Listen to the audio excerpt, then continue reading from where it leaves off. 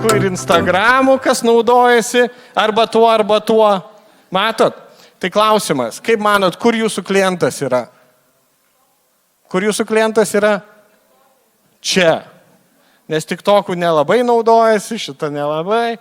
Facebook'u ir Instagram'u naudojasi kiekvieną dieną žmonės, pastoviai naudojasi. Va čia galit pasiekti savo klientą. Tai buvo visiškas išėjimas iš komforto zonos. Kai kiti eidavo į darbus, aš darydavau sumuštinius, eidavau į kalnus fotografuoti, grįždavau pasikrauni batareikas, kursai, vėl vakarė tokias dvi pamainos buvo. Rytinė pamaina fotografavimo, vakarinė pamaina fotografavimo. Pirmos vestuvės po 6 mėnesių, praktikos visos dienos Norvegijoje.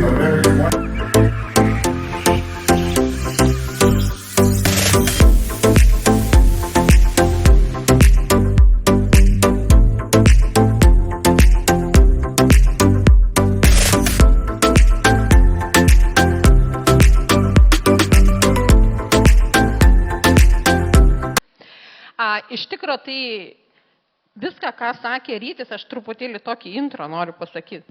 Ką jisai sakė, tai viskas yra galvoj pas jus kiekvieną. Tiesiog jūs nesugebat išsigryninti tų minčių savo. Ir jisai labai gerai viską jums sudėliojo. Kaip fotografuoti, daryti šį verslą man buvo. Po to, pavyzdžiui, mes turime visą realybę ir kaip fotografas nėra, kad mes negalime fotografuoti visur, visokio. Mes turime truputį dydžio. Čia mes norime fotografuoti, kitą mes nedomina. Mes fokusuojame, čia yra kas. Ir mes pabandom, kaip fotografuoti tą, ką norime.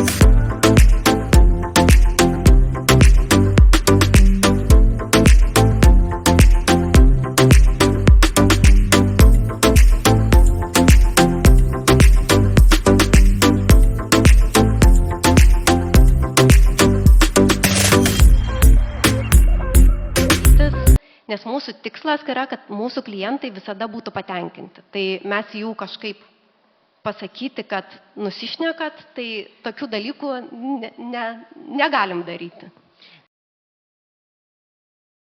Tai tuo metu jau buvom nufotografavę kokį 100 vestuvių maždaug. Tai tikrai dėl kiekvienų klientų stengiamės, dirbam ir žinom, ką darom, turim patirties ir tikrai tikim tom savo nuotraukom.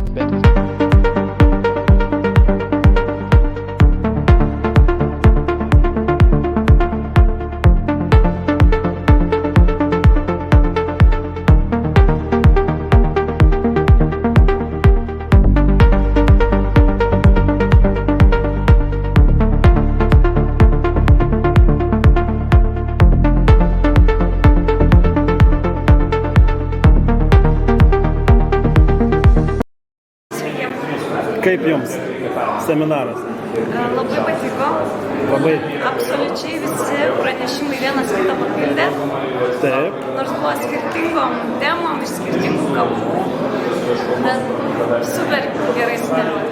Aha. O kas įsimintiniausias, koksai pranešėjas?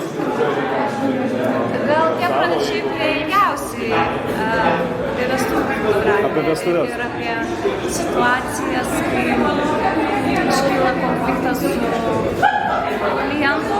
Turbūt ilgiausiai, kaip užtruko ir didžiausiai įspūdį ir sukūrė. Toks realiausias dalykas, Taip, ne? taip, arčiausiai realybės.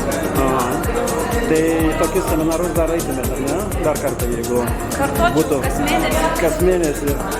Dar jeigu mažesnė kaina būtų, tai abonementų kokį. abonementas. Viskas tvarko. Gerai, ačiū.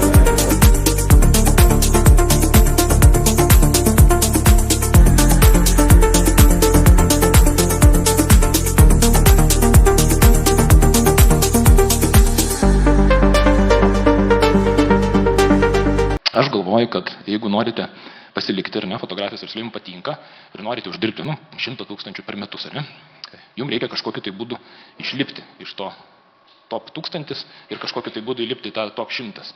Kaip tai padaryti?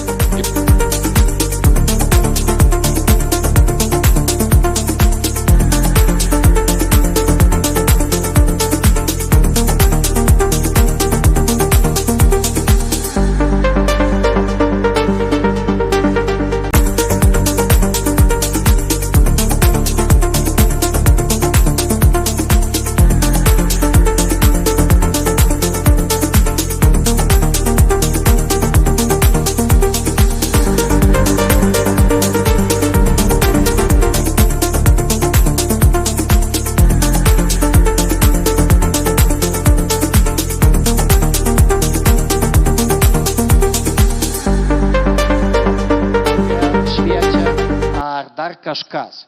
Tai reaguoti emociškai verta tik į pirmąją grupę tų įvykių, kurie priklauso nuo manęs, kurios aš valdau.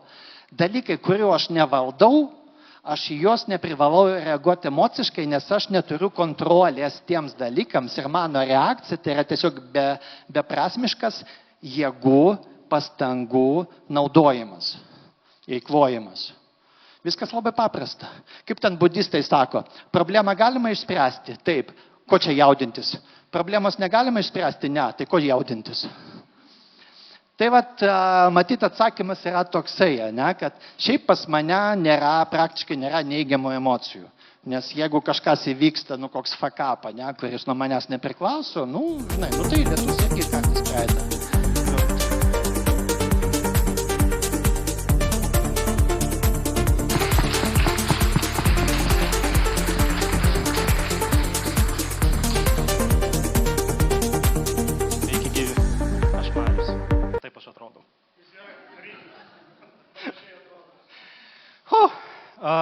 Šiaip labai gražiai pradėjo šnekėti Albertas apie klientus.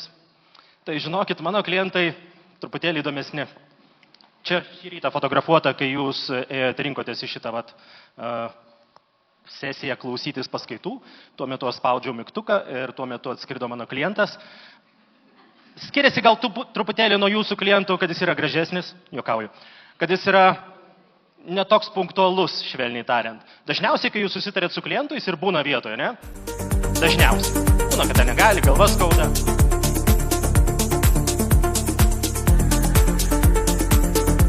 Starfish Academy bendrai kūrėjas Jurijus Slavas. Pasitikime. Tos pasyvios pajamos iš tikrųjų yra tai, kas mums leidžia gauti. Nebūtinai kiekybė, nes labai dažnai mes norime uždirbti kuo daugiau pajamų ir dėl to siekiame kuo daugiau dirbti. Ir kad kažkada aš irgi tai padariau savo pirmam versle, mes iš tikrųjų norime ko gero daryti tą veiklą, kuri mums patinka. Tarkim, ir čia esate fotografai, kurie ko gero, kai kam tai yra pagrindinė veikla, kai kam galbūt hobis, bet jūs tą veiklą pasirinkote dėl to, kad jums patinka tai daryti.